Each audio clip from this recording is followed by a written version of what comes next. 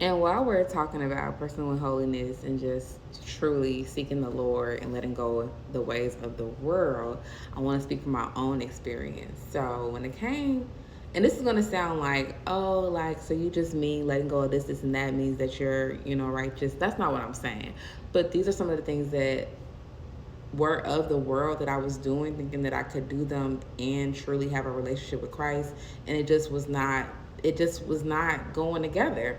And the more I pursued Christ, these things fell off. But I still had to make the decision, right? It wasn't just like things just happened overnight. Like I had to actually say, this does not serve me anymore, especially with this new life that I have in Christ Jesus. So number one, that I like to talk about is when I gave up marijuana, because when I gave up drinking, that was before I was kind of like really pursuing Christ. That kind of came based off of another thing that was happening in my life.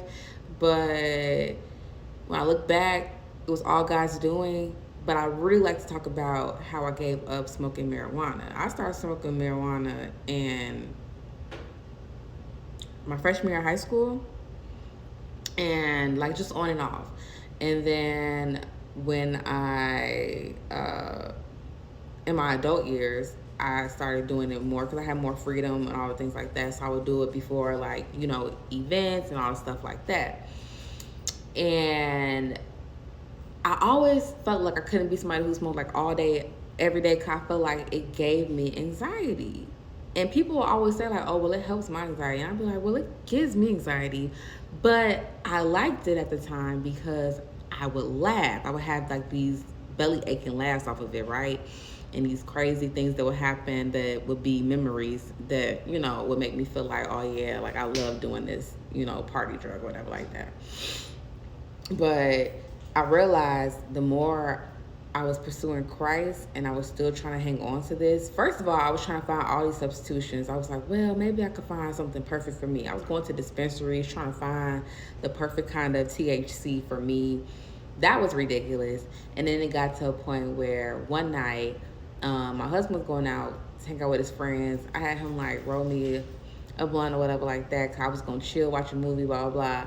I hit that blunt, and everything that the Lord had been helping me with that entire week or whatever like that, everything that I had overcome, all of like the way I felt about myself and how I was feeling at peace, as soon as I hit that blunt, it's like it just went all out the window, and I was just back to like square one. And so I had a thought at that moment that like every time I smoke, it just takes me back. That's what I felt like. Every time I smoke, it just takes me back to who I was before I was like, I've been in communion with God all week. I've been like really trying hard all week, really like seeking Him all week.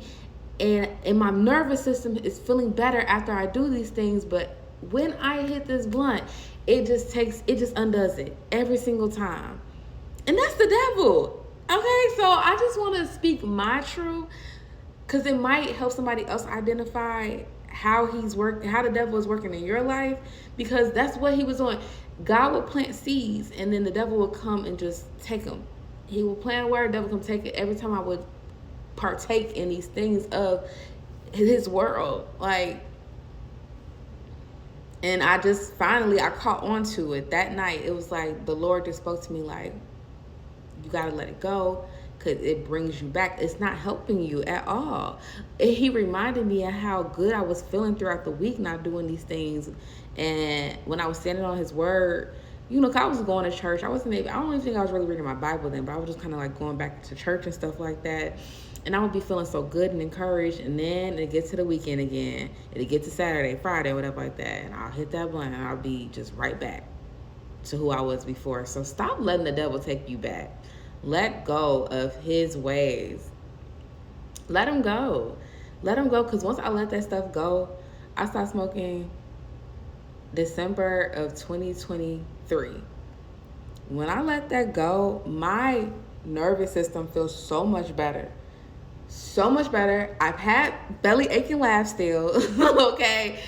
I am still the same person when I go out to have fun with family and friends without drinking or smoking. And I just feel better about myself. I feel like I am the Courtney that God created me to be, instead of the Courtney who had all these other things attached to her that was making me somebody who I probably was never destined to be. So now it's just easier for me to pursue holiness and pursue. No, you know what? That's what I'm trying to say. It's easier for God to renew my mind and make me more like his son now that I'm letting go of these things of the world.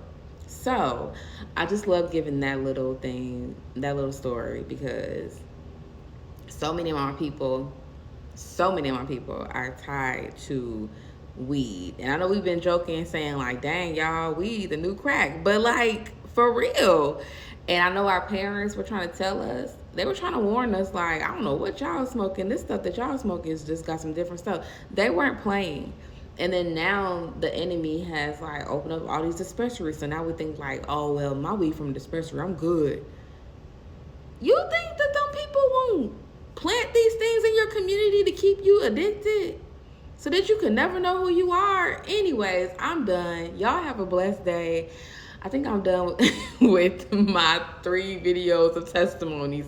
Make sure y'all check them out. And I pray they reach the right people. I love y'all. Have a great Friday. Okay? Okay.